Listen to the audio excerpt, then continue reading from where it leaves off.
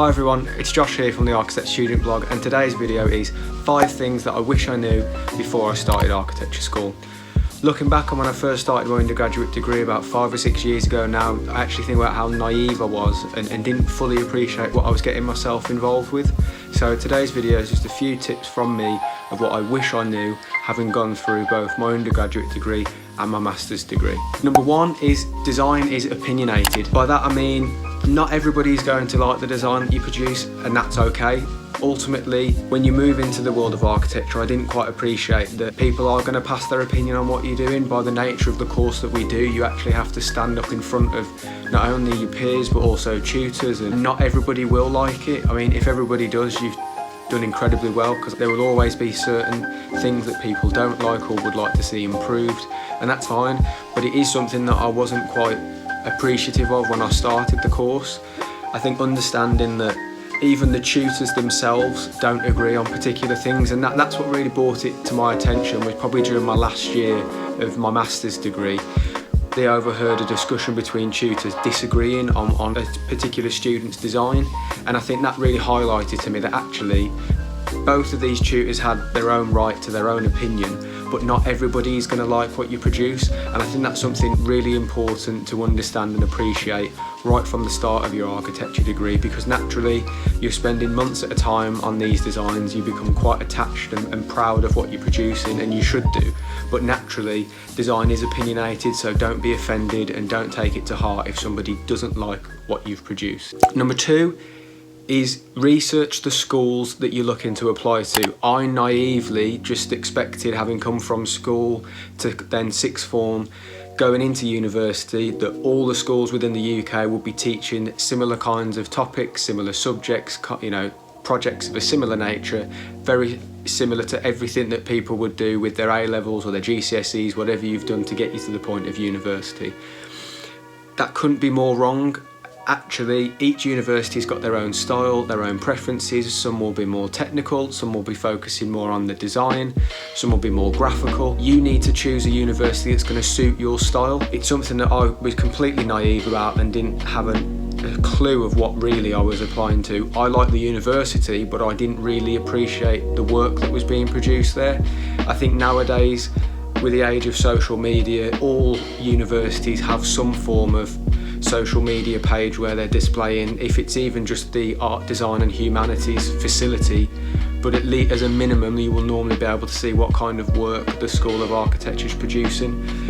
Look at that, look at what's being produced, because there is every chance you're going to be asked to produce a similar kind of style, similar kinds of projects, and it's just actually making sure that it's the right fit for you. It might not be, you know, the top university in the rankings, but actually number 3 or number 4 might be better suited to the kind of thing that you want to do. That is going to potentially be a better school for you. Ask questions, go on the open days, speak to the students. I mean, the best people to get the information from is the students themselves, if you can't find it from the various other media outlets online. I appreciate with COVID and everything that's going on at the moment, you might not actually have the chance to visit in person, but at least do a bit more research and just find out exactly what it is with that particular course at that university that you're getting yourself into, because it's something, looking back on, that I wish I'd done when applying. I'm glad I went to De Montfort. I wouldn't change it, but it's something that perhaps I didn't do my research on quite as much as I should have. Number 3, and again something that I fell foul of, is use the studio as much as you can. I felt myself as a very independent worker. I like to go back to my uni flat and work from home and have that kind of independence and just kind of work through things myself. Looking back at it, I really wish that I'd spent more time in studio. I think coming from school where people really only care about grades and how you're performing when it comes to the exams, actually the studio atmosphere is the complete opposite.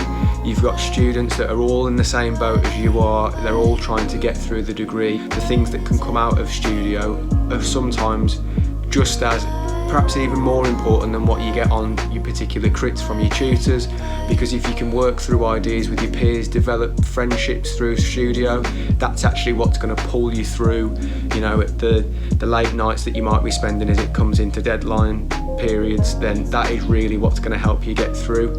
The other thing is as well, from a networking point of view, who knows who you might meet in the studio. It could be your future partner in a business, it could be somebody that's going to help you get a job. You might be applying for jobs together, you might help each other in that way.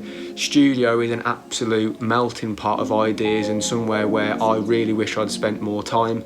Perhaps it was my own fault, I'm a little bit competitive, I wanted my own kind of independence, didn't want to be getting too involved with other people's projects, but actually from the master's degree side of things, where I was working part-time and I only actually had one day in studio, I really tried to soak up as much as I can in that day, and actually got so much from that, and learning from others and picking up various different little bits of information. It completely changed the way that I thought about studio. So the one thing that I would say is, granted at the moment studio isn't a physical thing, but hopefully if the lockdown restrictions are going to be lifted, when you do go back to university, really utilise the studio time as much as you can. Number 4 is use your university experience as a time to explore what matters to you. When I was at university, and my master's degree in particular was where I really started to come into my own with this, I actually ended up writing my dissertation about something still related to architecture, but more to do with psychology, physiology and the human body itself. And I absolutely loved it. It was probably one of the best years that I had at university. I was nominated for the RIBA Precedence Medal because of it, and I think it really changed the way that I thought about architecture. Use the time that you've got at university to really explore what matters most to you. It might not seem it, but you're actually going to have very limited restrictions on what you can do. Yes, when you first start, you'll have definitive briefs and certain goals that you're supposed to hit, but as you move more towards your master's degree, those briefs become a bit more vague and there's more expectation on yourself to write your own brief.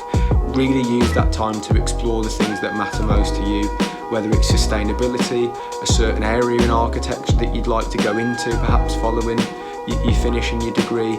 Just utilise that time to try and absorb as much information as you can, and just really utilise it to the best of your ability to explore what you think might interest you. Now, don't get me wrong, if you're only just starting your undergraduate degree, you might be looking at me and going, I actually have no idea what it is about architecture that I like, or what in particular I'd like to explore. Again, that's absolutely fine. You're not expected to know everything at such an early stage, but just try and use that time, go deeper into what it is about architecture that you like, any particular areas, what influenced you to even apply to do architecture, and just look at the various different things and try and take in as much information as you can. You'll soon come to realise when you move into practice, you've got restrictions from your employers, you'll have restrictions from your clients, you've got restrictions from local authorities.